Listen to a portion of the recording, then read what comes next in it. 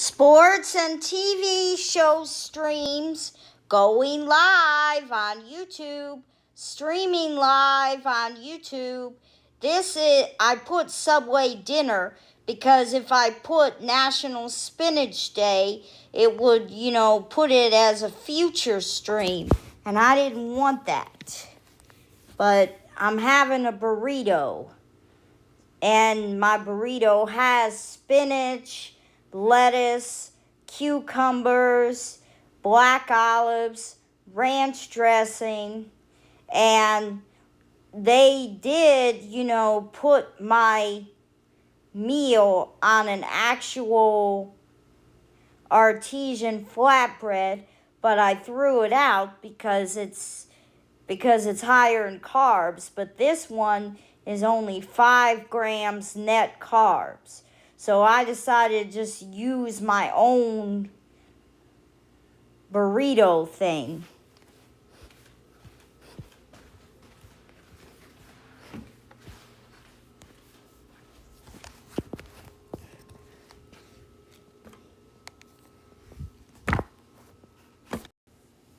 And it's also National Purple Day. And see, my LSU Tiger top got rhinestones. And it's purple.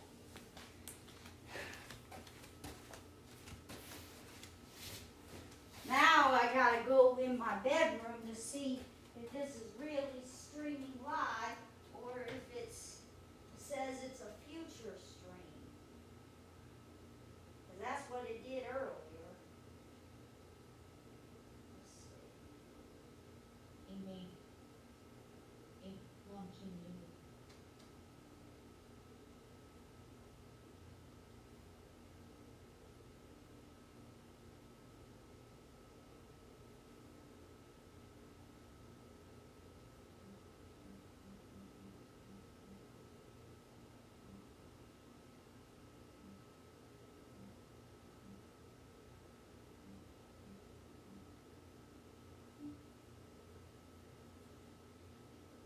Sports and TV.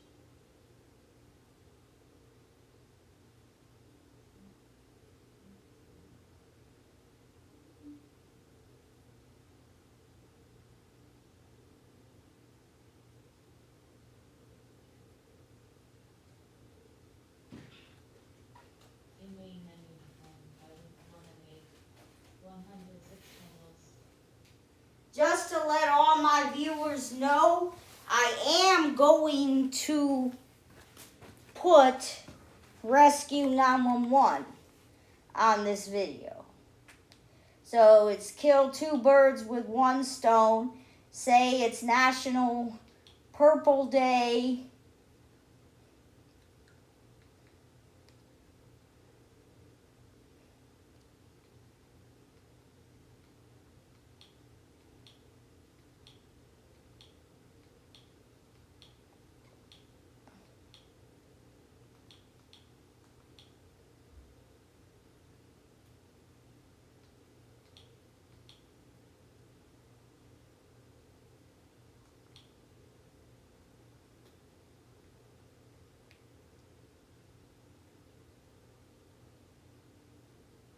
King of Cups.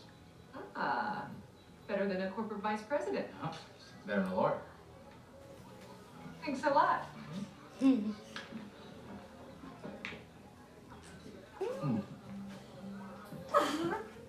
Looks a lot like Cornell, though. Let me see. Damn.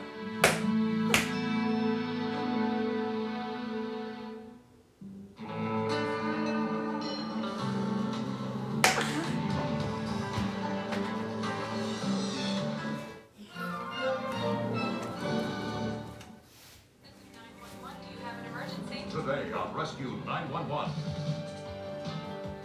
Go inside the emergency room as a Maryland trauma team works desperately through the night And you feel me touching your leg? No. to save a young man with a broken neck. It's very difficult to sell somebody that a 20-year-old son may never walk again. It's even more difficult to get to tell them that they may not live through the night. Then, a friendly game of hide and seek turns into a dangerous situation. Today on Rescue 911.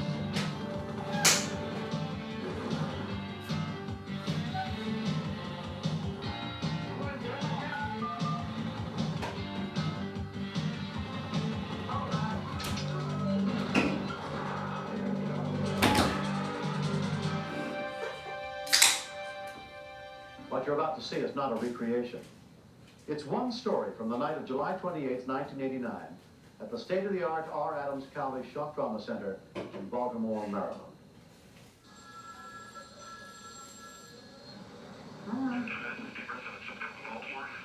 As evening falls, a seriously injured youth, Paul Vassar, is brought into Cowley by helicopter from another hospital.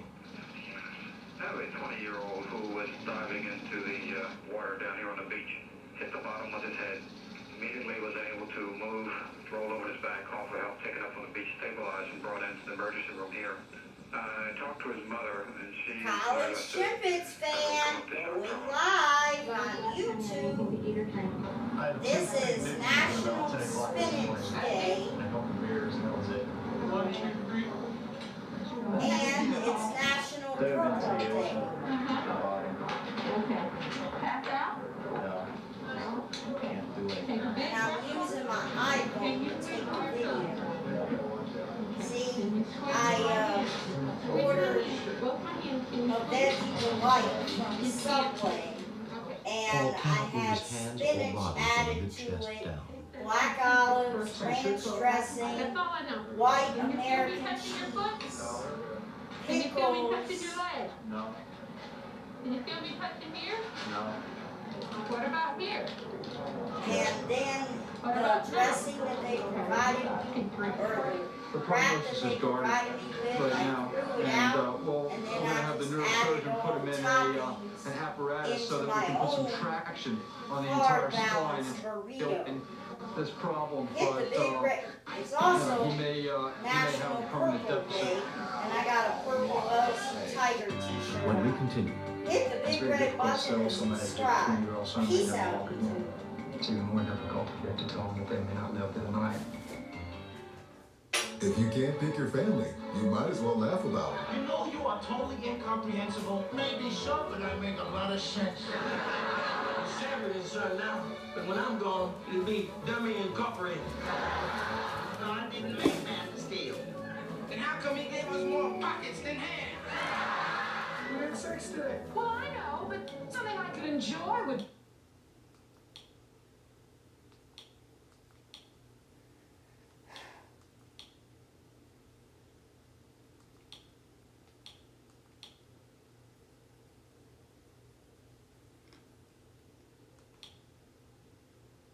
And give them the life they deserve.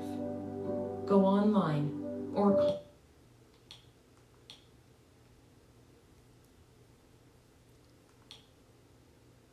I mean, I'm really not in pain anymore, just sitting here enjoying the sun to the ceiling here. I asked for Walkman, they brought me a full radio, so I can't complain. Paul's parents, Jock and Mary Jane Levasseur, have come to be with their oldest child. You're coming up, okay? Now, you don't have to, just a second, you don't have to be cool, okay? You can do what you need to do. Mom's gonna be upset. Yeah, come on in. Okay? These are all the lines we told you about, okay?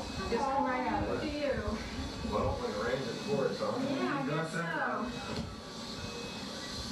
You can grab a hand, that's okay. I love this one. We're right here. Hang there. Come on over here. Everybody knows. Anybody can do it. You can. He asked the doctor about walking again, and the doctor said, well, I've only ever had 2 people who ever recovered and walked again. And Paul said, well, there's going to be 3. If everybody around Paul was like Paul, he would be well someday. I'm convinced of that. And so right now, I would say our challenge is to be as strong as he is.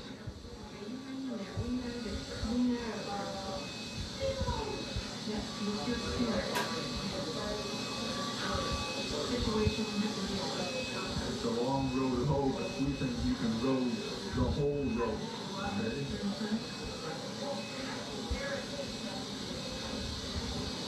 Handcuffed. They can only tell us that his chances right now of full recovery are very slim.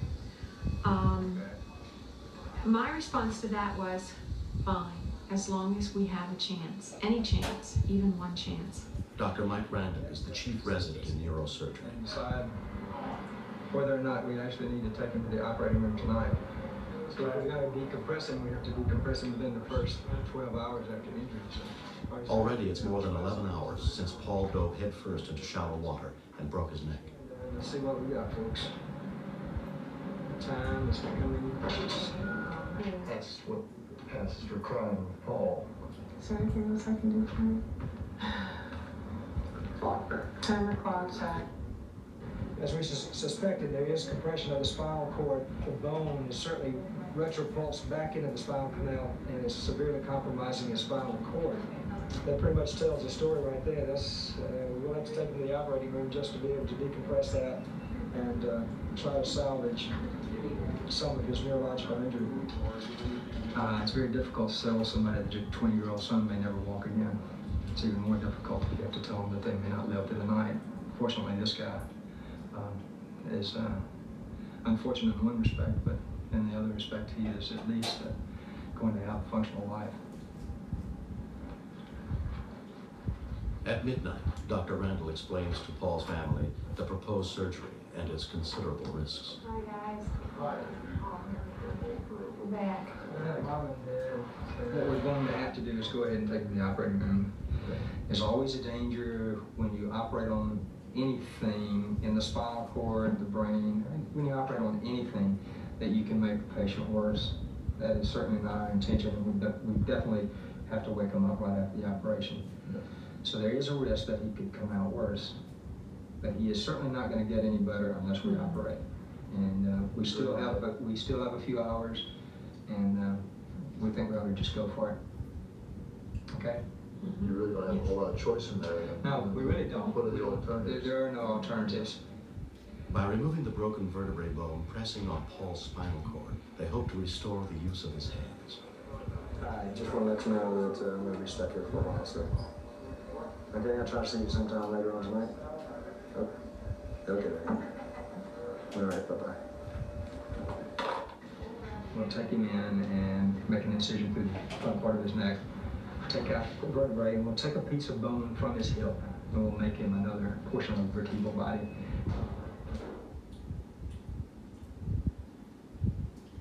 Paul's family will not leave the hospital until they know the outcome of his surgery. As far as his injury is concerned, he's certainly stable at this point, and we just have to hope now that there's some function that's still left that we can rehabilitate. And if we can, like I said, if we can get his hands back to him, that'll make a big difference in his entire life. All right, let's see what you can do with these arms. Early signs are hopeful. Paul's operation seems to have made a difference. Back it down. Now try to push it up. Push it up against my hand. Good. That's real good. Oh, I tell you, buddy, you're a star. He will have use of his hands. Nothing you can do to change what happened. So you just gotta live with it. And it's not gonna get any worse than this now. So, you know, everything that happens, I think it's better. It's just another plus. There's so many reasons why this shouldn't have been Paul. Me and my friends were all talking about this. If it could have been any one of us, it would have been better than Paul. Because he loves to run more than anything else. I don't care if you're in a hospital bed. You think I'm going to forgive you for letting you stay, wreck that car, stay in the wind. There's no way. You're going to have to do some stuff to make it up to me. Steal me some. Right. I don't want those girls' phone numbers. That's not. I want you to get me some good hospital gowns. I want some tape. I asked him something like, what can I say to you? I mean, what would you say to me if I was in your shoes? And Paul just looked up at me and smiled and he goes, I'd say it sucks to be you. How he's going to come out of it,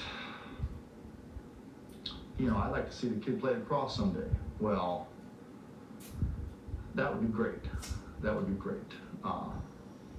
You hope for the best, and I don't want to say we'll take what we can get, you know, because we'll always want a little bit more.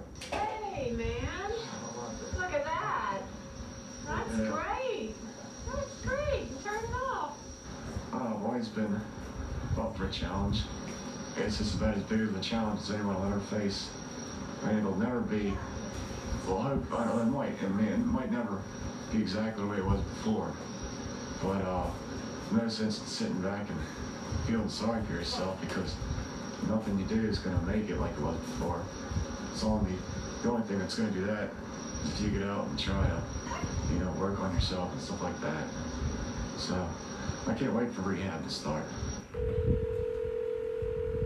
have reached Philip Actors, and here's his progress report. Saturday, Paul taught himself how to write. He likes to write poetry. He has also been drawing, and this heretofore hidden talent is wonderful. His pictures are great. Thanks for your continuing love, support, and prayers for Paul. Next. I've always been concerned about standard accidents, but I think you really have to have a good imagination to keep up with.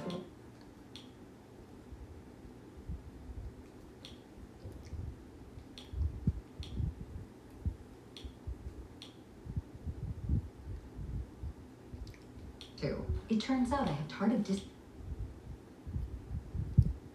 Sometimes even the most familiar places can hide some frightening surprises, as one daring youngster discovered on the afternoon of May 3rd, 1992, at his home in Columbia, South Carolina.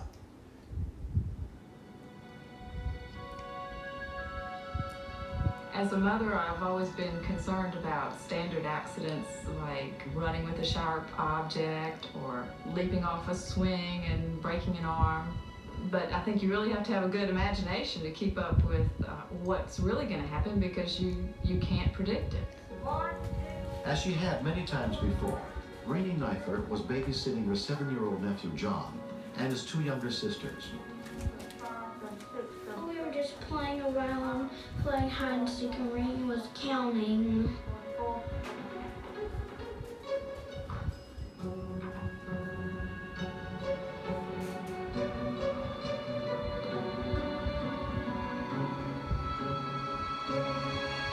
$58, $59, $60, $61, $62.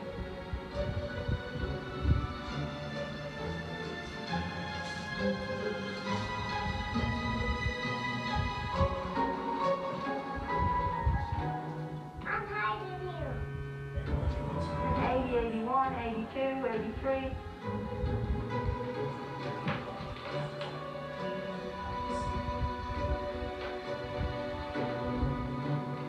I decided I could just hide in that little cabinet where all the laundry goes.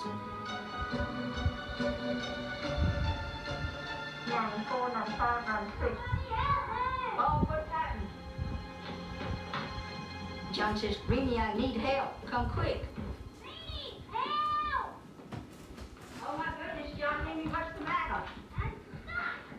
John Henry? He said to try to pull him out, and I kept trying to pull him out, and it seemed like when I was doing it, he was getting further down. My goodness, John. She said, oh, John. And then she realized she had a problem. So Rainey placed an urgent call to John's grandmother, Irene Neifert, who lived just a few blocks away. Well, I thought I was going to come over here, and between me and me, we were going to get him out. John? Well, I'm gonna try, darling. How'd you do it? John Henry Neifert, how in the world did you get down here? Oh, Rainey, how about getting those? Renee and Katie went and got me a saw and a hammer and a screwdriver. I'm gonna saw a little bit, okay? When I attempted to saw, the vibration of it hurt him. Does that hurt your head, darling? Yes. Oh, Lord of mercy. Well, what in the world am I gonna do, John? He said, oh, me, Ma, just call 911. Bless your heart. Why didn't I think of that? Central, what's your emergency? I got a baby down here. What's wrong, man? My grandson, they just called me to come over here. They're playing hide and seek. He got in the laundry chute and he's caught in it. Thank you, dear.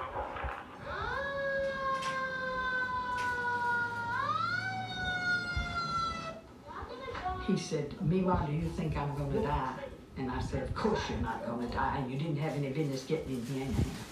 And he said, Meemaw, that's the third time you've told me that already. When the Columbia Fire Department arrived, John had been stuck in the laundry chute for nearly an hour. I bet you won't have to do this again. Get out here. Let's get out so you gotta get this okay? Removing a child from a 6 by 12-inch laundry chute was not something that Captain Rusty Smith's men had trained for at the academy. Chief Barney and Fireman Jones was in the process of talking to him. He was very upset. He was scared that he was slipping.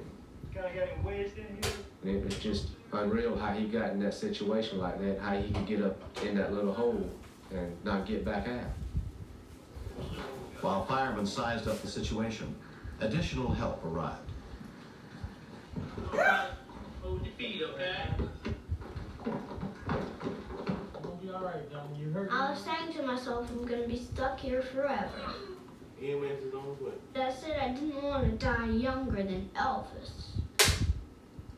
Richland County EMT Grant Freeman and paramedic Britt Ogden tried to comfort the boy. Hey, little man. Hey, How you doing? not so good. Are you hurting anywhere? He was calm, but in the same sense, he was scared.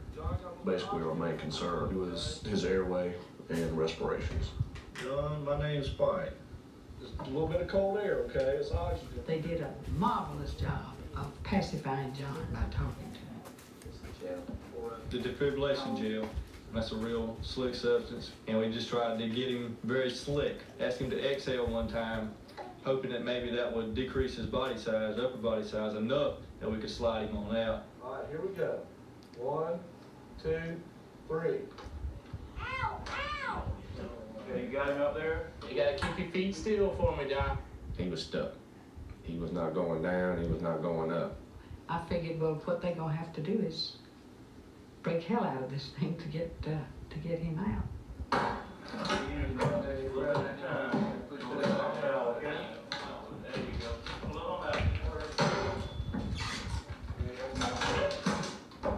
Hold your hands a little bit, okay? Still for me, John. Hold your feet still. He would cry every now and then. Mainly what scared him a lot is when he heard us start tearing out stuff, it kind of upset him.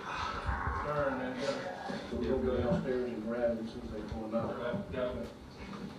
Okay, John, you're really good. It took a good while to get him out. Let's go ahead and let's try to take With a small child and that potential for injury, you have to take a lot of time and be real careful. I got it. Watch your feet. John, they got you, honey.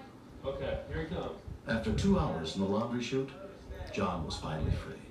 His color wasn't the best in the world. I think he was scared more than anything else. That's his point. Bring him down. Didn't want to take any chances, even though he said he wasn't hurting anywhere. I said, all I thought I needed was to tie him on and go to bed. He was kind of afraid he was going to get in trouble. And I assured him, that your parents are going to just be glad to see that you're okay. Sometimes even the most familiar places can hide some frightening surprises, as one daring youngster discovered on the afternoon of May 3rd, 1992, at his home in Columbia.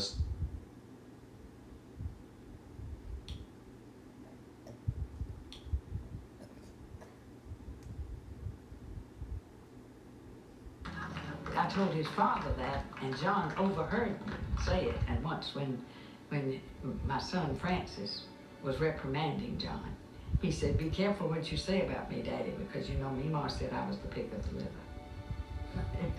But they all are. They are. They're darlings. This is the end of the segment Laundry Chute Kid.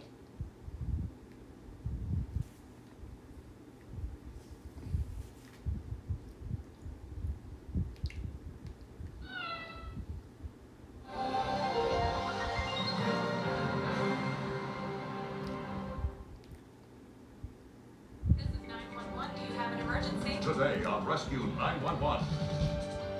What begins as an exciting whitewater adventure for 6 unsuspecting women becomes a terrifying trip down an icy river.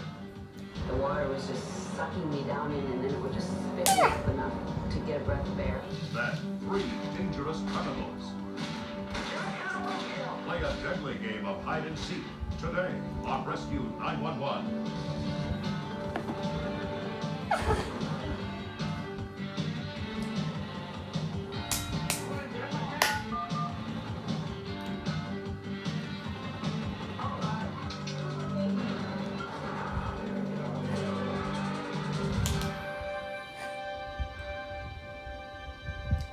We often don't know what we're capable of until a tragedy tests our limits. I'm William Shatner. Tonight, true stories of men, women, and children confronting situations they've never faced before on Rescue 911. We begin on July 3rd, 1990 in Valdez, Alaska, an area where nature's untamed beauty often attracts visitors with a sense of adventure.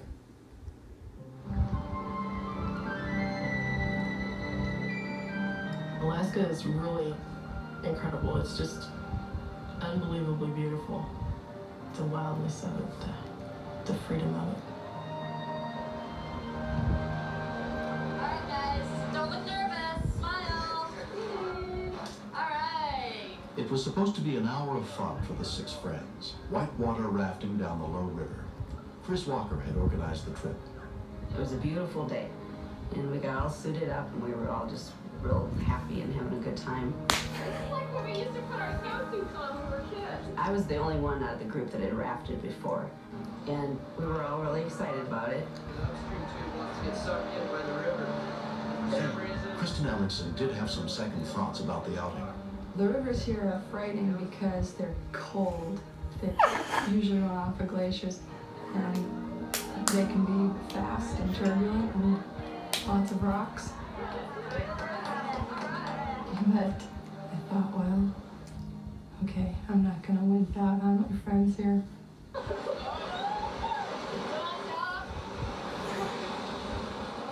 We're going along, just enjoying the scenery.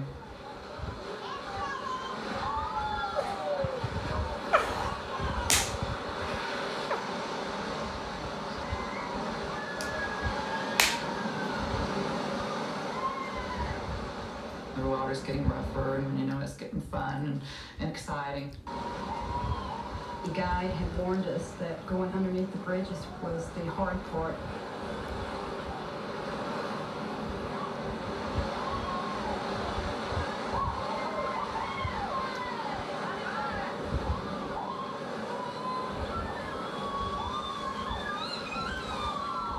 It seemed all of a sudden we were really going fast. We came around a curve, and it started getting very turbulent. And the guide was yelling at us, dig in.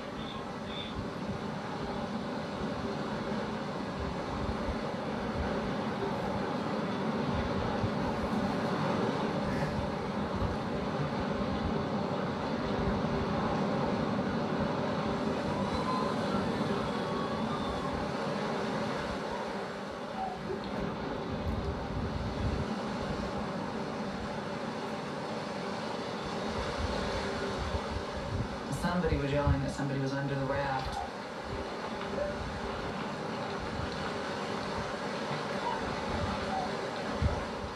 I hung on to the raft for a long time. I felt like that was my only means of survival. But the current was pulling me too much, so I finally had to let go.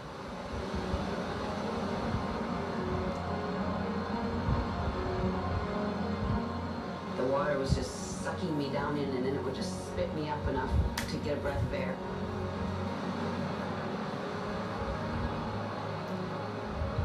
The river was totally in control.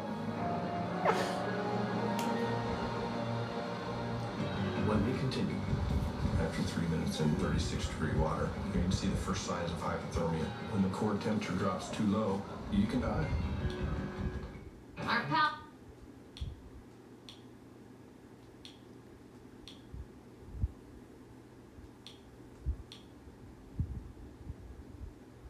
Free meal delivery and free rides to medical appointments. It's actually out of the water. It was difficult just to climb up to the embankment.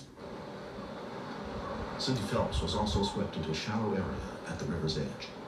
By then, you're just so worn out, you're just exhausted from fighting with the river. You're going, I made it, I've come through this, I'm still alive. But then I realized that Joan, Kristen, and Mary Lee were still in the water.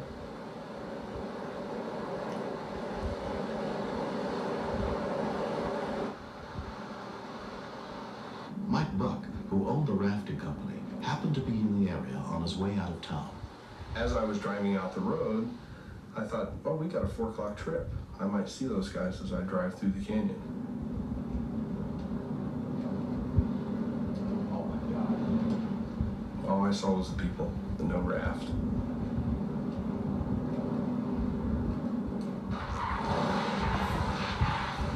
It was just unbelievable to me. We'd only had one flip in 9 years.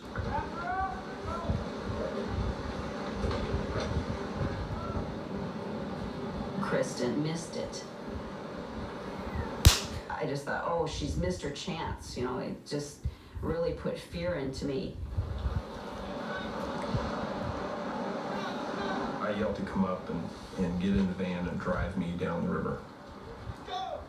After 3 minutes in 36-degree water, you can see the first signs of hypothermia. Once your body temperature starts to drop, you're going to start losing consciousness, you're going to start losing use of your limbs. When the core temperature drops too low, you can die. Hey, pull over this next corner. The river's so fast, I knew I was going to have to use the kayak. A member of a local kayaking team, Mike had competed in races internationally.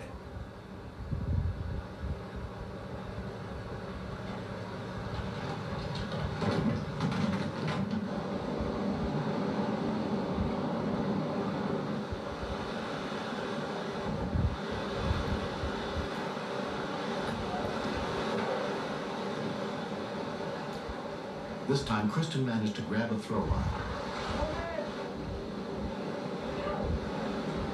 As I started putting the spray skirt on, Mary Lee and Joan were floating by. Didn't even have time to put my life jacket or helmet on.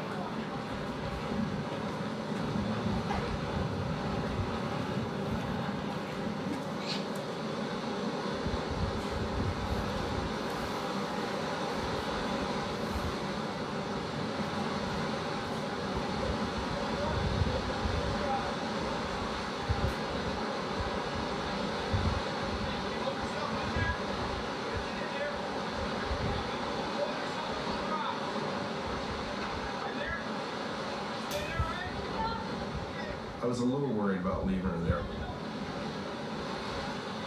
But Mary Lee was so far out ahead that I was just afraid that I might not find her. After 10 minutes in the icy waters, 34-year-old Joan Tate was finally safe on dry land.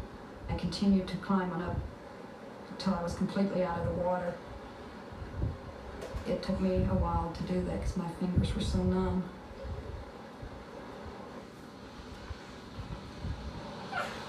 Once I reached the road, the van showed up. I wasn't shivering and I couldn't imagine. I kept thinking, why am I not cold? But I was past shivering. That's how hypothermic I was. They brought Joan in, and Cindy, and Kristen. People reached out for me and were hugging me and holding blankets around me. But the bomb dropped out on me when I didn't see Mary Lee's face. She is a real dear person to me, and I felt like she might be dead. I was paddling just as hard as I could possibly go.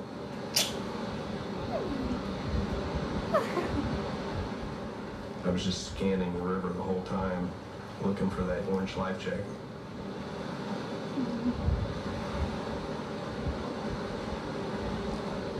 Was coming up to Bridalveil Falls, and in that area the waves are quite as big, so you can get a pretty good look.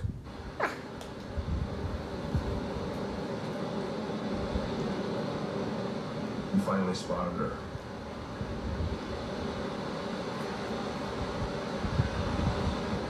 She was floating with her head just barely above water.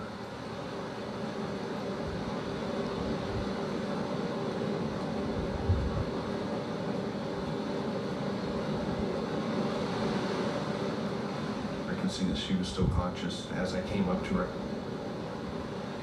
which really surprised me actually, because she'd been in the water for a long time.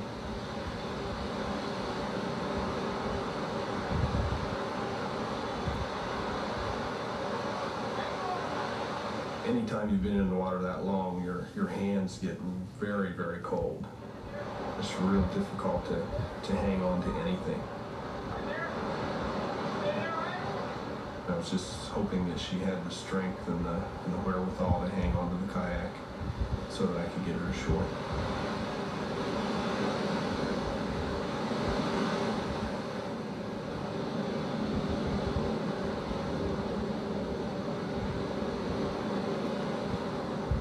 When Mike finally got 41-year-old Mary Lee Hayes to shore, she'd been in the near-freezing water for 15 minutes.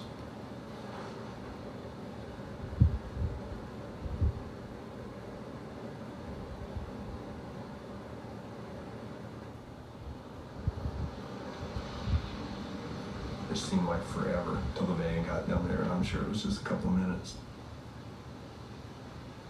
She was in a hypothermic state, and we needed to get her warmed up as quick as possible. And all of a sudden the door to the van sort of slid open, and there she was. She had really bad color. She was confused. She kept saying that she couldn't see.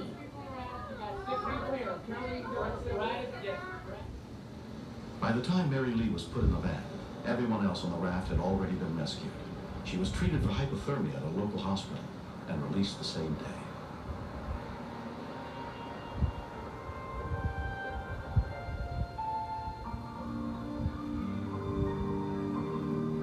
A year has passed since the incident, but the memories are still vivid. Some of the women have already been rafting, but others, like Mary Lee Hayes, will never go out on the water again. That feeling of being alone in the river was the most frightening thing I've ever been through. I wasn't thinking that there was any way out of it. At that point, I saw an angel come. He was very bright and had a blonde hair and a big smile. I remember the smile just tremendously. And he said, "Can you take hold of the kayak?"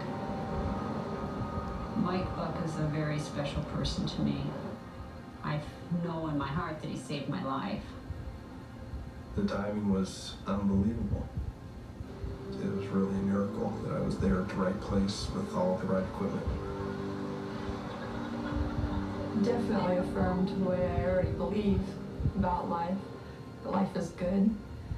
And it's very good when you get pulled out of a river. The angels were definitely with us that day. There's no question about it. They were definitely with us. Next. 911, do you have an emergency? Gas the door. I gotta get full gas. Do you know who it is? I don't know. Danny pointed at me. In this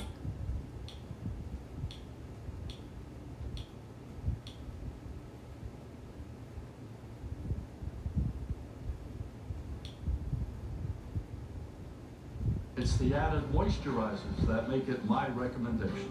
schools, hospitals, restaurants, your car, your work, anywhere you go, Healthvana is there for you and your family. HydroClean is synthesized in the USA in an FDA-registered facility. No need to go to a crowded store because Healthvana will be delivered right to your door for just $14.99. Order now and receive special pricing for as low as $9.99 with free shipping. This offer is not available on Amazon and supplies are limited. We urge you to call or go online now for guaranteed delivery. Remember, this offer is not available on Amazon. Order now. Call 1-800-541-4162. That's 1-800-541-4162. Or visit HealthVanaPhone.com. So call 1-800-541-4162 or visit HealthVanaPhone.com. Order now. And on the seventh day, we were given Walker. Walker Texas Ranger. Now every Sunday from 6 to 10 p.m. Eastern on Get TV.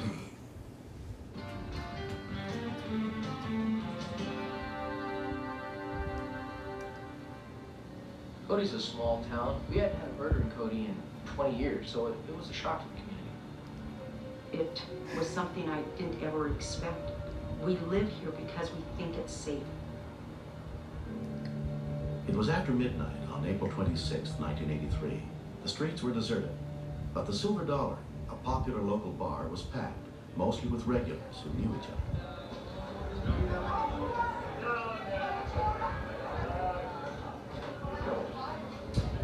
Apparently, two men and a woman had come into the bar.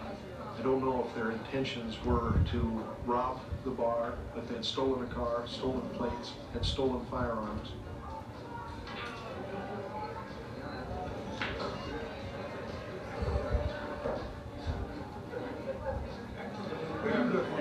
An argument broke out between usual bar patrons and these individuals. Apparently this argument had amounted to these guys pulling guns and holding it on an individual's head there, dragging him towards the door. Eli, call the cops. They're out there shooting me. Hey! Call cops.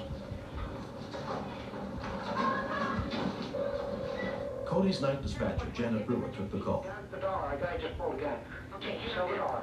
Could units be advised that we have a subject in the Silver Dollar with a gun? Officer Stan Pegler was 6 blocks away. Stand by, Miss Upton. Stand in. Sergeant Gene Planbeck was much closer. I was at the back of the building about a half a block away when the call came in. I thought it was a drunk who's getting unruly, basically an old-time West, somebody hoorahing the town. Do you know who it is? I don't know. Damn, he's pointing at me. What's the situation? Is there a fight? No, I don't know. He's just walking out the door now. Damn. He went out the door? Yeah, he had it pointing at me. What door? The front or the back? Front door. Everybody's on the floor. Be advised the subject who just went out the front door. He's shooting.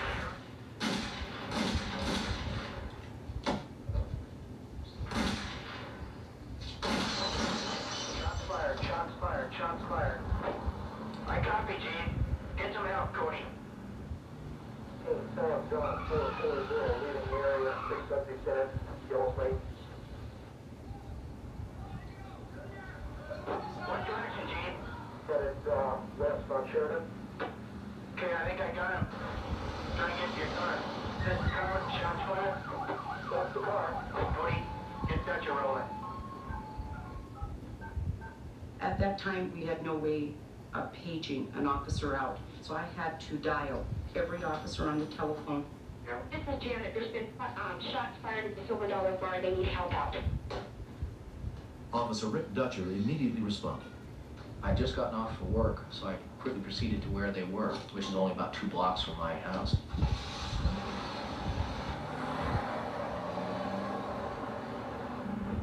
Okay, we're at 9th Street, Sheridan, westbound. I was able to catch them in a relatively short distance of 5 or 6 blocks.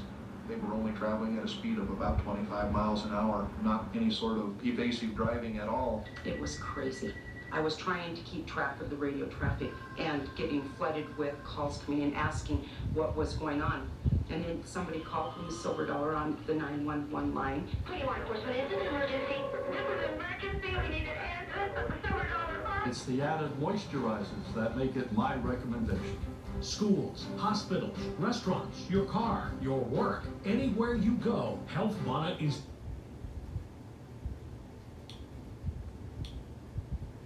I think it stopped because it was towards the Small end. department, you become really good friends, a family. And my main concern was, would they be all right? This is the end of the Rescue 911. Bar blast. You hit Sam?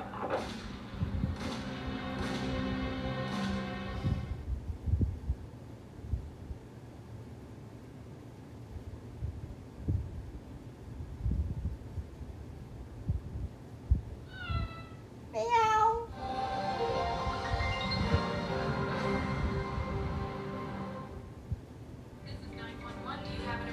Today on Rescue 911, the deadly pursuit of 3 gunmen continues. Bullets fly as police put their lives on the line. They were trying to get us away from them by killing one or all of us if they could. Be there as officers attempt to bring this chase to an end. Out of the cabin with your hands up. Plus, We did smell alcohol on his breath. a drunken teen puts EMTs on full alert on Rescue 911.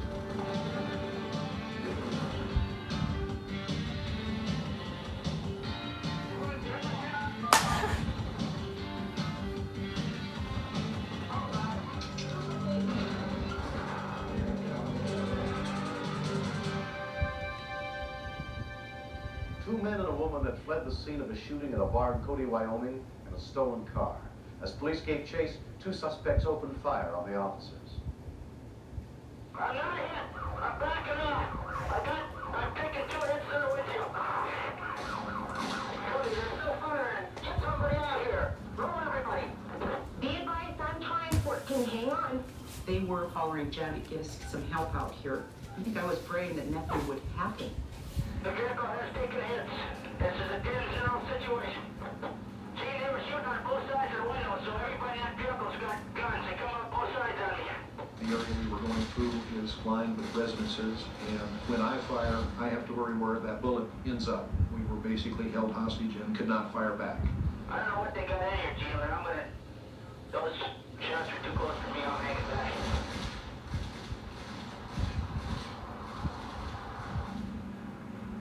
Doing 30 to 35 miles an hour. It was apparent that they weren't trying to get away as much as they were trying to get us away from them by killing one or all of us if they could.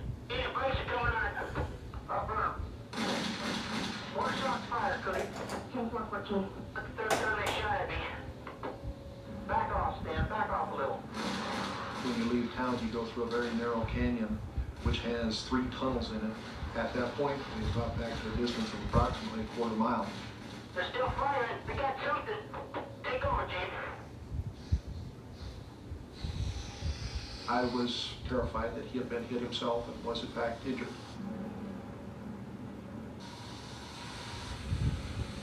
I'm out of commission. My vehicle is done, dude, out. And I'm down.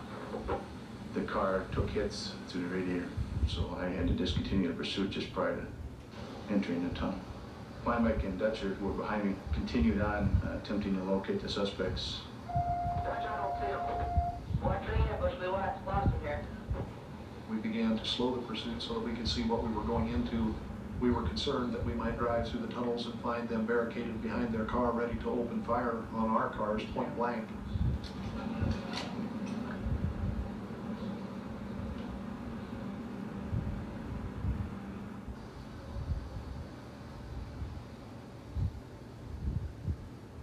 Rick, watch out for an ambush coming out of these tunnels. Keep your eyes open.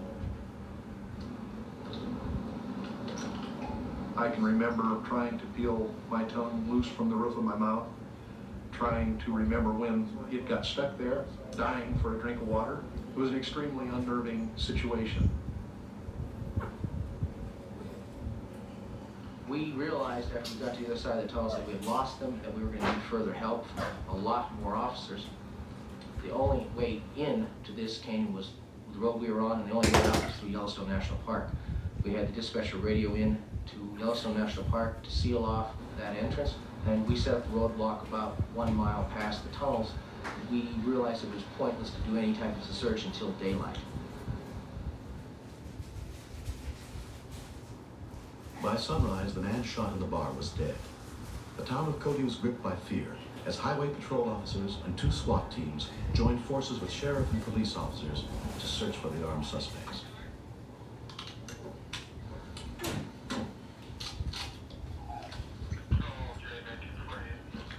Gentlemen, gather around here. I'll show you what we've got. We felt that we had them contained within a 40-mile area, which consists of many, many side roads, cabins, summer cabins. A lot of these cabins are unoccupied in the wintertime due to the heavy snowfall in the area.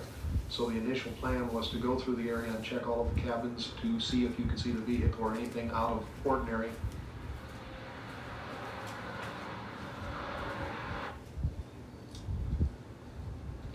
Officers Rick Dutcher and Ken Lumen had been searching the remote wooded area with 30 others for more than 8 hours when they came upon the suspect's car. We found the cabin, but at the same time, we pinned ourselves down. We were not able to move out of that situation. I called for backup on our portable radios.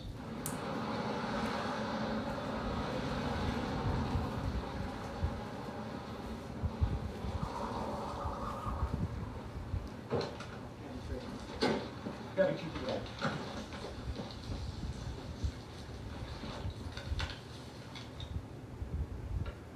This is the Burke County Sheriff's Department. We got the cabin completely surrounded. Sheriff's Deputy Dan Estes spoke to the suspects. Can I have the cabin in your hands? Back. We had no response of any kind from the cabin. I was certain that we were going to have a shootout because of all the shots fired at the bar, and all the shots that the suspects had fired at the officers while they were fleeing out of Cody. The cabin is completely surrounded. The time period seemed like hours, but I'm sure it was only seconds. Come out of the cabin immediately with your hands up. Stop right there. Put your hands on top of your head. On top of your head. There was a period of time, probably 2 to 3 minutes, and the one who was holding the gun in the bar came out with his hands raised and was directed by sheriff's officers to a protected area where he was placed under arrest. All right, stop right there. Now turn around. Drop down to your knees. Just relax. Some minutes later, the lady and her husband came out and were taken into custody in a similar manner to the first suspect. Keep coming. All right, stop. Turn around. Turn around. Down on your knees. Down. It's a good feeling to effect an arrest of dangerous criminals and bring them to justice and do it without harm to anybody else. The man who called the police from the bar didn't even have to give a second thought, just to pick up the phone and dial 911, and they knew you would get help there. I really think that contributed to us being able to get to these people. Another 60 seconds, and we would have lost them, because we would have known even what direction they'd gone, let alone who they were. The man who fired the gun in the bar was convicted of murder. Both male suspects were also convicted of attempted murder of a police officer. The female suspect served time for a lesser crime. Next. I said goodnight and he left. Never questioned his ability to make it home that night. This Saturday night.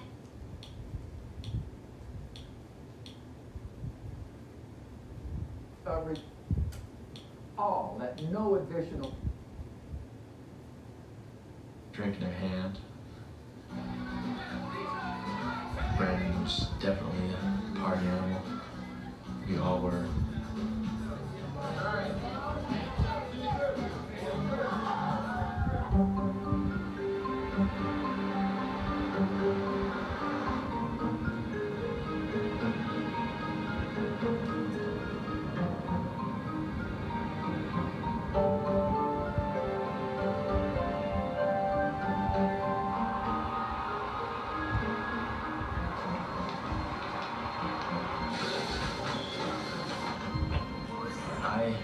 waking up to Brandon's car touching a guardrail was quite a shock and really scared the hell out of us. Brandon drove each of his friends home. Jay Peart, who lived less than 5 miles from Brandon, was last. When Brandon dropped me off, we were very, very tired. I asked him if he was going to be all right, and he said, yep. And I said goodnight, and he left, never questioning his ability to make it home that night.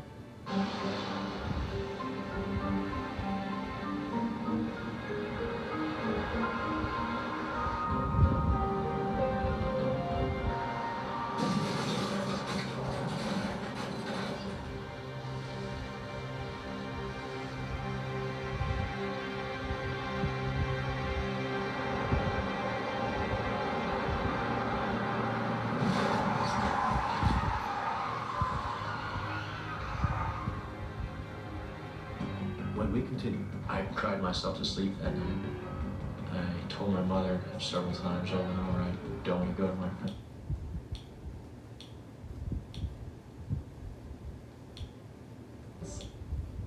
Sunsetters start at under 8.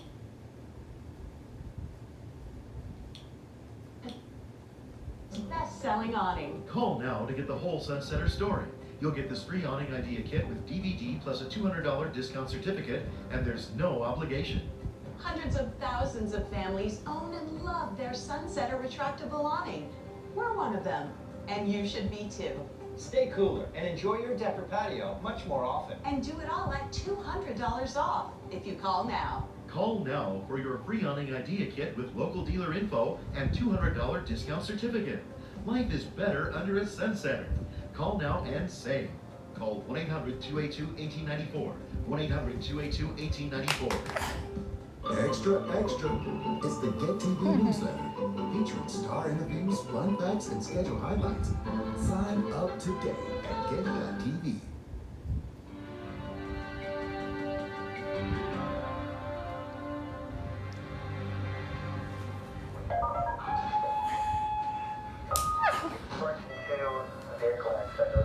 a neighbor heard the crash and called 911.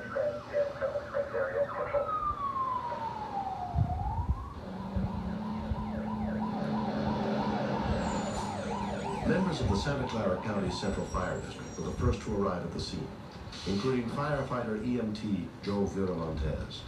Hey buddy, you alright? The vehicle had hit the tree with such impact that he drove the steering wheel up into the dash area, and he was wearing a seatbelt. Bring her back. Nice and easy. Okay. I started to assess the vital signs, and one thing that I noticed was the blood pressure started to widen, which means there was massive swelling in the brain area. Okay, we got a 130/70 right now. It appeared as though we may have a fatality on our hands.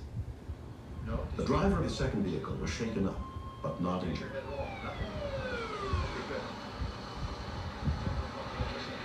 Within 7 minutes of the call, an AMR Advanced Life Support Unit arrived, including paramedic Kimberly Roderick. We put a backboard under the patient and pulled him out. We did smell alcohol on his breath. And it's a frustrating feeling because it's so avoidable.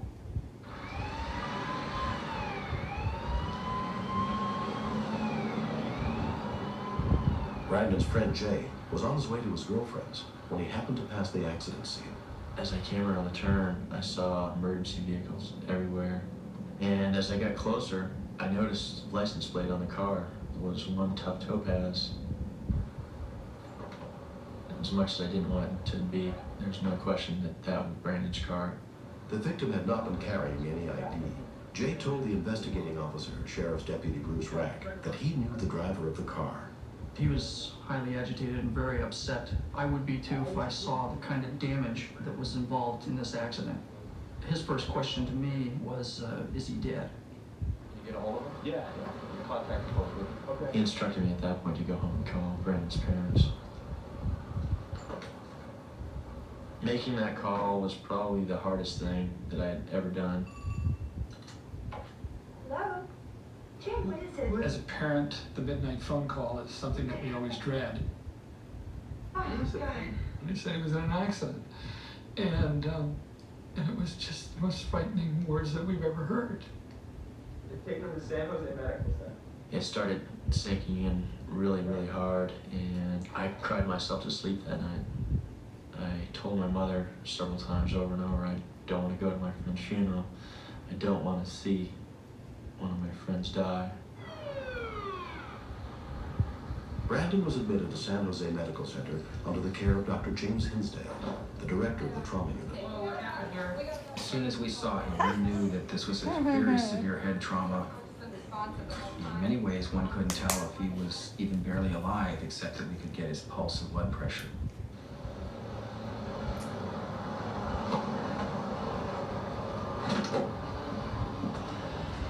I took a moment to look at the car and I thought to myself, there's no way he could be alive. The car was just devastated. You take his driver too. Young people especially don't seem to understand that even the slightest amount of alcohol in their bloodstream can impair their driving ability. And it can be devastating not only to the person who's driving the car, but to their entire family as well. Mr. and Mrs. Silvera, my name's Dr. Hinsdale. When Brandon's parents, Tony and Shirley Silvera, arrived at the hospital, they were informed of his condition by Dr. Hinsdale. The injuries are serious. The CAT scan showed very serious injuries all throughout his brain.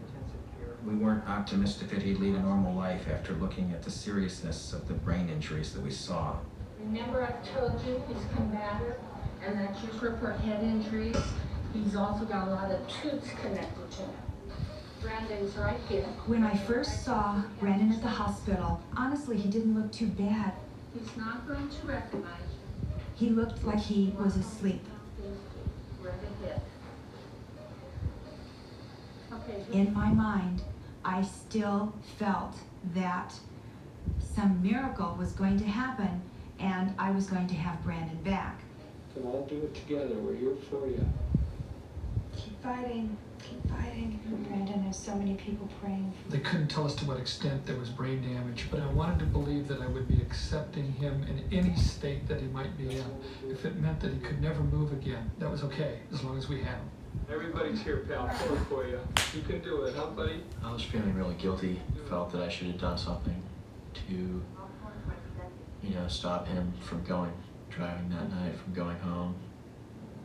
Please, stay here with us. We love you. Brandon would be lying there with his eyes open, but yet there didn't seem to be any response. It was so painful. It made me sick to my stomach. After 10 weeks in the hospital with little or no improvement, Brandon was transferred to the Greenery Rehabilitation Center, led by a team of therapists, including Dennis Gallegos. When Brandon came into the facility, he wasn't doing anything. He was laying in bed with his eyes open, and that was it. But there was the feeling that we had someone who had some good potential. This is an initial admission video on Brandon Silveria. He had to relearn every single thing he knew how to do. He just didn't have to learn how to walk. He had to learn how to swallow again so that he could eat food. He had to learn how to think again because his memory was impaired. As at the hospital, Brandon's friends and family visited him every day, even though he was not able to speak. You're not stretching, you're pushing back, bend forward. On this one particular day, they were eating French fries and hamburgers and they had milkshakes and they were all laughing and having a great time. And so we walked over and I said hi and they said, "Brandon, what do you say?" And Brandon said, "Hi, Mom."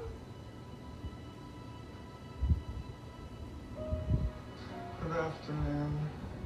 My name is, if you don't know, Brandon Silvera. I would like to thank you for the opportunity to speak to you today. It took 2 years for Brandon to progress far enough to be able to return home. Today, he talks to high school students about the dangers of drinking and driving. I really hope that people can understand and hopefully are able to learn from me or what I've been through. I have the world at my fingertips. A job, a car, and a girlfriend. Then within seconds it all changed forever. It all changed because of some stupid choices I made. Brandon is very aware of his speech, and it's a constant aggravation for him. He said people look at him strange, and that's hurtful. It's hurtful to me. I want so desperately for him to be able to get his speech under control because he would like to do that. But I'm happy that he can even talk. So please clearly understand one thing, and that's that you have to take responsibility for the choices you His make. best-selling awning. Call now to get the whole...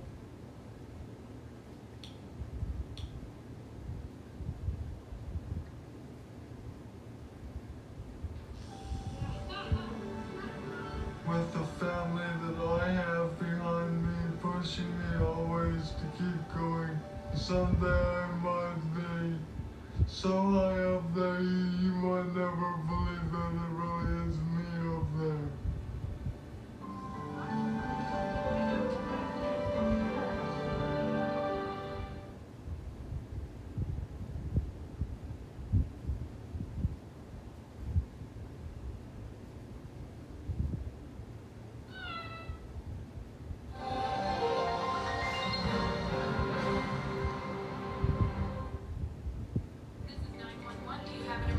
Today on Rescue 911, a risky escape plan for a wild night on the town. I already posted this on YouTube. The last episode. Let's see. I think I'll go to... I'm going to post one more episode of Rescue 911. I think I'll go to InVision TV. This is free for me until the end of April 2020. Let's see. Catch Up, U.S. Entertainment. Gotta go all the way down to Get TV.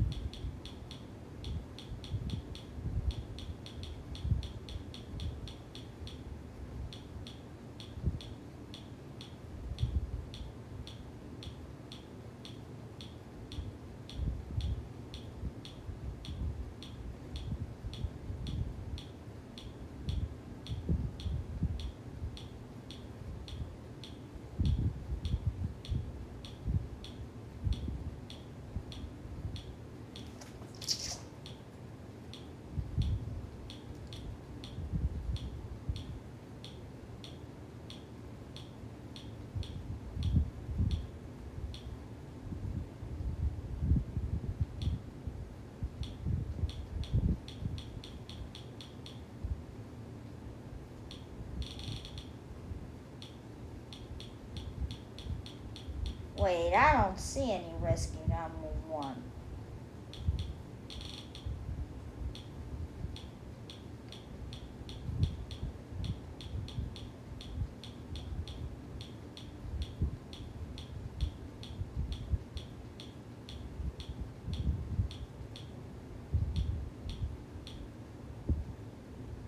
I think those are the episodes from today. Let's see, I'm going to do one more. Let's see, Commando TV.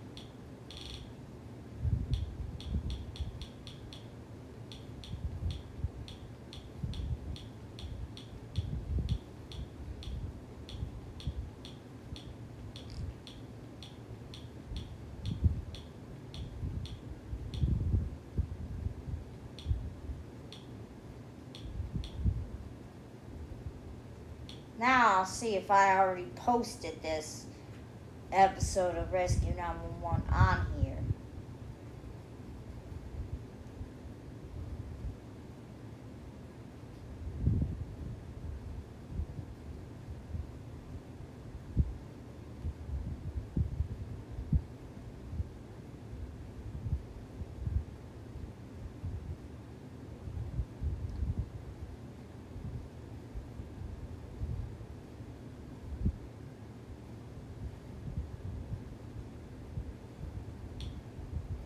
Is it even gonna play?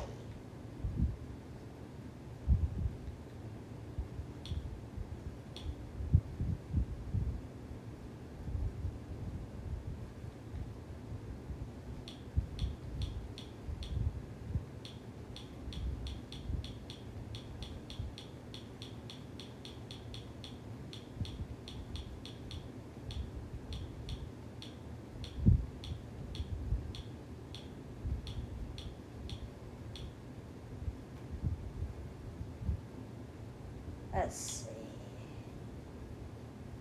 Okay, I already posted these. Let's see.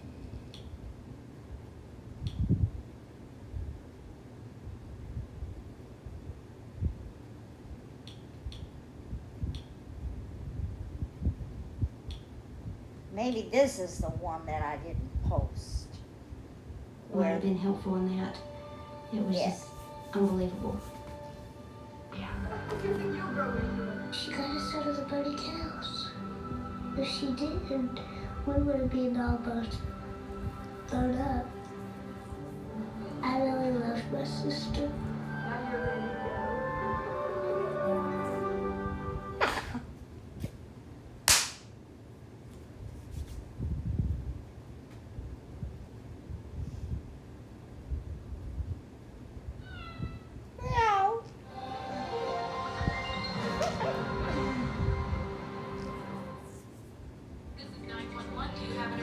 Today on Rescue 911, step into the shoes of a Las Vegas EMT unit as they hit the streets to save lives. There absolutely was nothing we could do. Feel the pressure. Race the clock. Live the emotion. There are times when you go off in the corner and cry.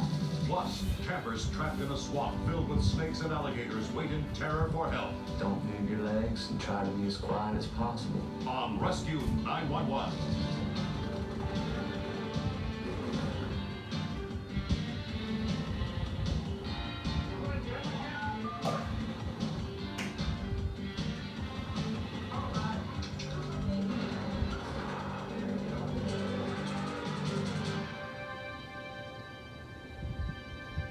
In recent years, more and more women have become involved in emergency medicine, where split-second decisions often mean the difference between life and death. This story is not a recreation. It's the reality of working in the EMS units and trauma centers on the front lines of medical care in Las Vegas, Nevada. 7:34 p.m. Paramedics are dispatched to a traffic accident.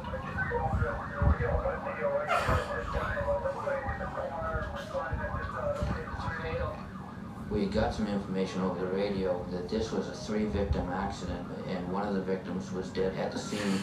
Control 927 arrived. In spite of all our safe driving techniques, if somebody comes through a red light with a 3, 4, 5,000 pound vehicle, he's gonna get you. You got a truck on the left as well.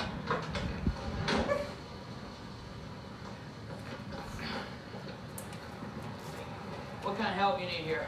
This fellow in the gold and white pickup truck came through the red light. There was no warning for the passenger of the blue vehicle. It was over instantly. He may not have even seen the vehicle coming. I'm gonna go over here and help this crew. Paramedic Debbie Elder is treating the driver of the blue car. What do you need, Deb? Okay. Hold him down. Hey, turn it around, guys. Looking at the damage of the vehicle, which was incredibly severe. There was no passenger side left, there was no back seat. All that there was a driver compartment, and that was pretty mangled. If we've got an accident that's bad enough that we've got one person that's dead already, then we've probably got a critically injured patient. if he was not indeed wearing a seatbelt and he clips that steering wheel, it's not uncommon to have a dissected aorta, which you bleed out in a matter of a couple, 3 minutes, and that's that. Marcus Jackson, the 20-year-old victim who was driving a blue car, is transported to University Medical Center where he is treated by trauma team doctor Christine Doyle. Stop the IVs. Yeah, stop the IVs. Put it out there. Okay, it's coming right out of here. Right out from the wound. See anything, whether it's blood or an IV solution that's just salt water pouring out of something, is always a kind of scary feeling because you don't know where it's coming from and you don't know how fast you can control it. This does not appear to be into the chest. It appears to be into the axilla. Okay? It does go deep. He does have palpable brachial pulses and distal pulses in the arm. Although the chest cavity was not penetrated, paramedics made the correct assumption that it existed, even though it didn't. A CAT scan is taken of Marcus's head and chest. Marcus's mom was expecting the worst because of what had happened at the scene. So when you see him, it's going to be kind of scary. You understand that? Is he still there? He's still alive. Thank God. His blood pressure is Thank fine. God. His heart is working fine. Thank God. We're getting all these fancy x-rays, CAT scans. So far, everything looks okay. The head CT scan is fine. Marcus has seriously fractured his arm. But to be able to tell a parent or a loved one that their child or spouse is going to be all right is always pleasant, sure. We'll let you see him in a little bit. She took the time to let me hold her hand and listen to me.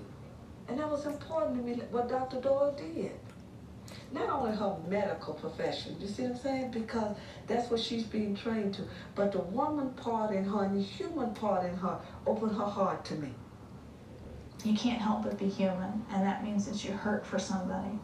In this case, Marcus lost a friend and was seriously injured and unable to help his friend. And that always affects the patients, and it always affects us. There are times when you go off in a corner and cry. You can't not do it. There are times when you go home and you cry and you wonder what you did wrong, because you can't save everybody, and we were lucky. Marcus was lucky. Thank God for, because if it wasn't for them, Marcus wouldn't have made it.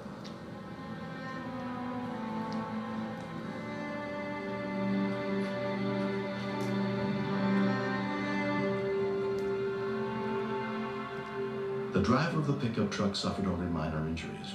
He was convicted of driving under the influence and sentenced to 12 years in prison. But nothing can ever make up for the loss of Marcus's best friend, 19-year-old Lamont Jameson, who was killed in the accident. You don't have to be a special kind of person to be hit by a drunk driver. Damn near anybody, when it happens close to home, that's when it really sets in. When you just sit and think about it, you'd be like, man, Lamont is dead, you know, and a drunk driver took his life. Think about the person you could be killing. If you choose to take on a responsibility of using drugs and alcohol and driving after you do so, was it worth it? When you have good friends and one dies, it's like a piece of your heart is just ripped out. And I miss him every day, every single day. What Marcus went through changed his whole entire life. Now I hold every day of my life precious, and I appreciate all the help the paramedics did by getting me to the hospital.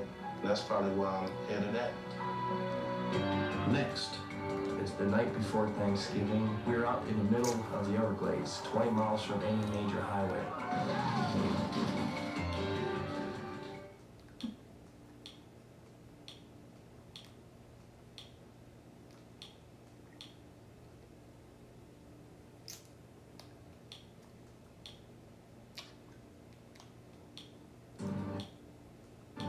Whenever I think of Everglades, I think of alligators and I don't know, just wild animals out there. There's no phones and crazy people. That's what you hear stories about the Everglades. Unbelievable. Rick was driving and Shane was in the middle between us and he was just sleeping the whole time.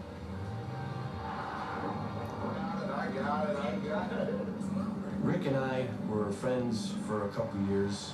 We kind of share the same habits. We fish a lot. Watch, you're driving out here, but I'll put my seatbelt on. While you're at it, put his on. Shane came down to stay with my wife and I got to know him real well through those few weeks that he was with us.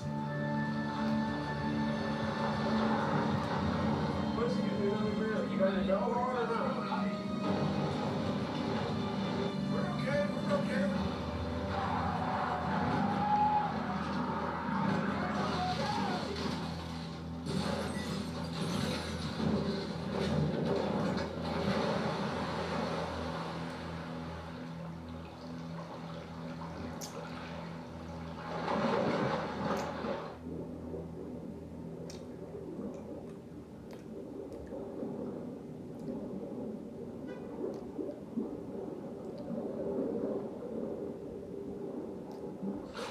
As soon as I got to the top of the water, I took a big gasp of air and I went back down after my buddies.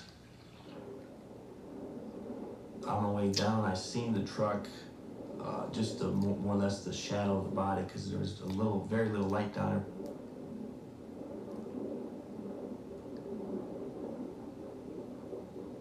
there. Shane had a rude awakening from this water gushing in.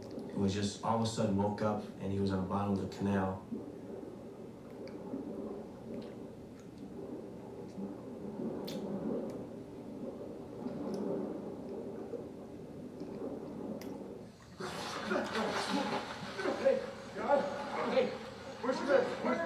Understanding Rick was down underneath somewhere, so we decided to go under. At that point, I felt a nudge in my back.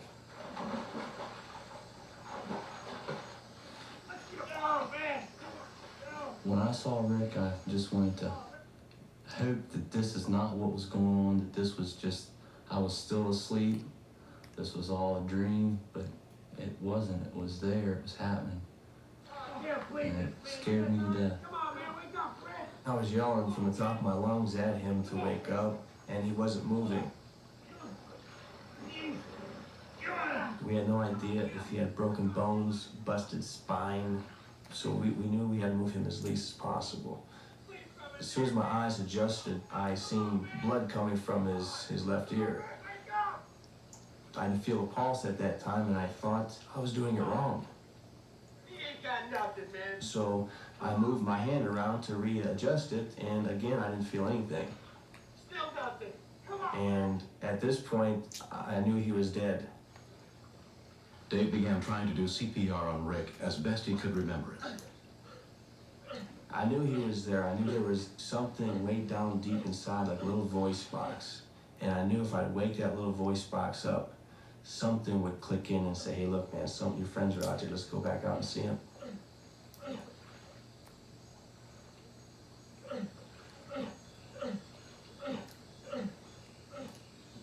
There it goes.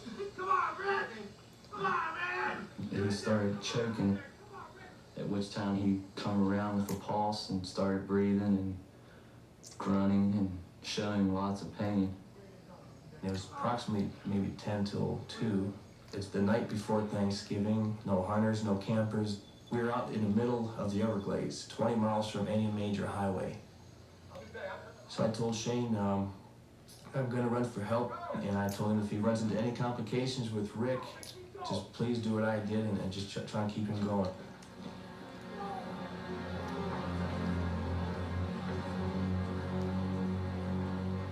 When we continued, I heard a large splash, and I was worried about the alligator situation with his legs being in the water. I don't hear nothing, Jane.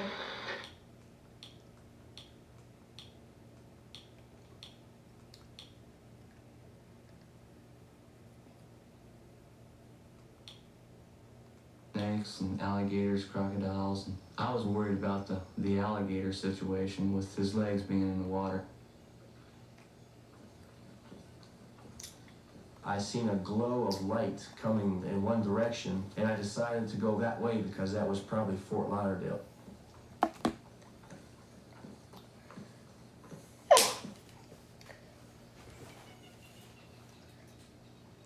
Your mind plays tricks on you. The time gets longer and longer. 5 minutes seems like 20 minutes. 20 minutes seems like an hour.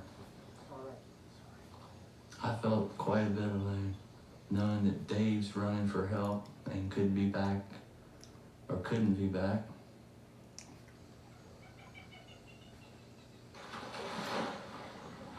Heard a large splash, and I said, Rick, I don't know if you can hear me, but I hope you can. Don't move your legs, and try to be as quiet as possible.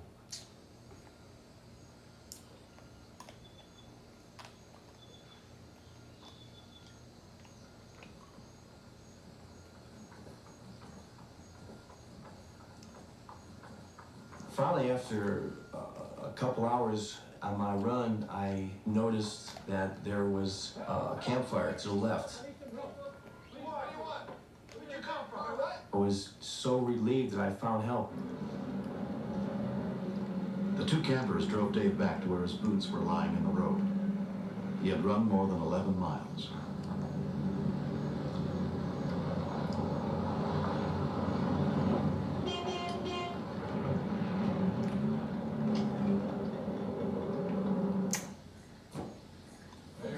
Right here. He's breathing. You all right? We got a flashlight. That he was maintaining the same condition that he had when Dave left. And we looked for cuts and things on his head. He was bleeding quite profusely from the ear. And he had a nice deep gash in his head that was bleeding quite a bit. The campers drove to the nearest phone and called 911. Their call came into the Palm Beach County Sheriff's Department at 5:15 a.m.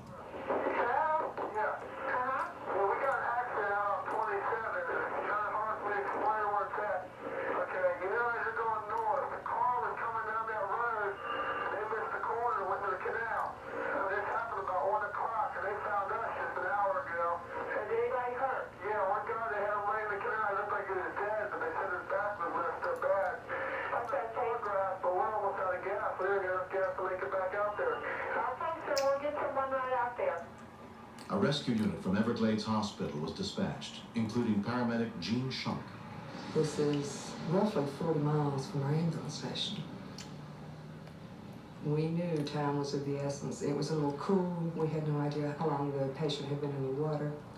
We just knew it was a priority patient and we needed to get there. More than 40 minutes after the call for help, the first official, Sheriff's Deputy Derek Savage, arrived on the scene. The subject appeared to be in very serious condition. Possibly broken bones, some internal bleeding. His color was very pale, and he was unresponsive to verbal commands. Within minutes, the ambulance also got to the scene. This is now going on 6 o'clock in the morning.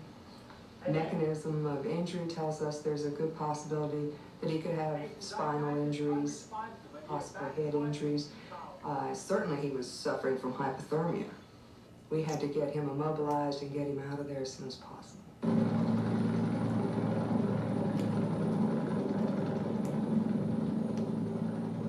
As soon as the helicopter arrived, Rick was loaded on board for the 20-minute flight to the hospital. Rick's condition never changed. He was conscious, but not coherent. And I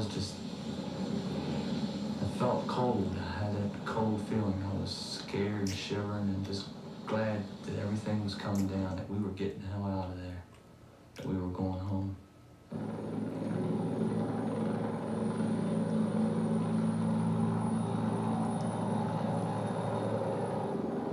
I just felt tremendously relieved when that chopper took off and was rushing him to the hospital. At Glades General Hospital, Rick was treated by Dr. Jose Pineda. Rick did not know where he was or how long a period he was in the hospital. He did not recognize many things. One of our concerns was that he did suffer head injury. But neither a serious skull fracture, a broken collarbone, nor cardiac arrest caused him any permanent injury.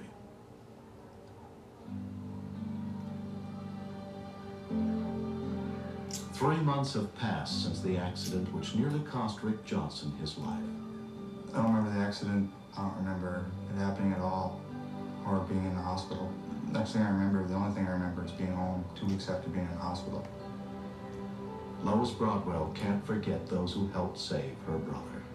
I'm so happy that Rick's alive today. Snakes and alligators, crocodiles. And I was worried about the alligator situation with his legs being in the water.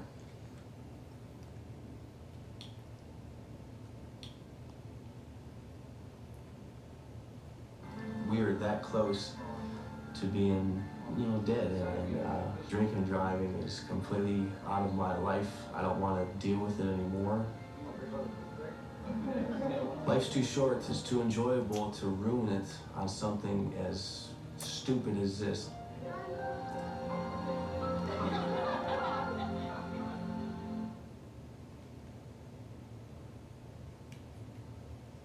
Okay, now this is a preview of what Rescue 911 videos I will post tomorrow. Okay, I go to catch up. 124 U.S. entertainments. But I'm not going to post any more Rescue 911 videos today because I already did 4 episodes.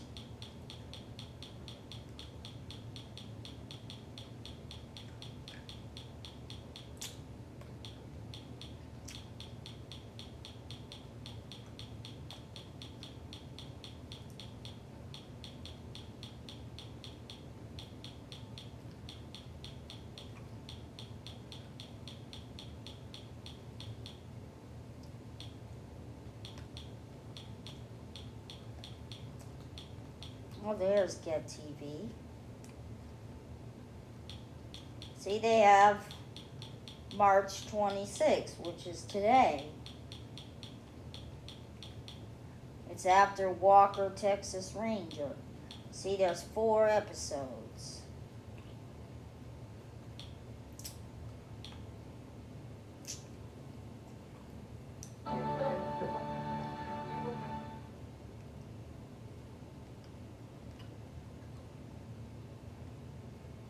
Now I'm going to post these tomorrow. Let's see, Stockton, Sacramento, Modesto, California, Get TV. This is 911. Do you have an emergency? Today on Rescue 911, an all-terrain vehicle flips completely out of control. His neck is broke, and this So this really, is Kenny's really bad. One ATV. wrong move and the boy could be paralyzed. I couldn't do anything for him except pray. Plus, a moment's inattention could And cause Kenny death. bathtub injury. And one call could save a life on Rescue 911. Okay, I'm actually going to post the whole episode tomorrow. That's just a preview. Now I'm going to go to YouTube and see if this is still live.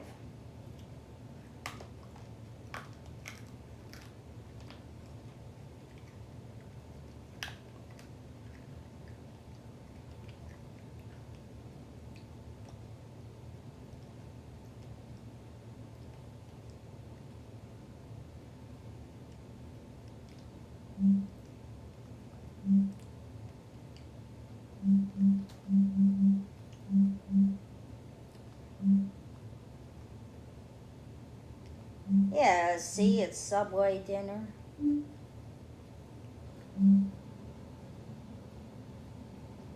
Yeah, see, it's Subway dinner. For more full episodes of Rescue 911, hit the big red button and subscribe. See, it's National Purple Day. There's my red, purple t-shirt, tigers with the rhinestones. Peace out, YouTube. Okay, I go to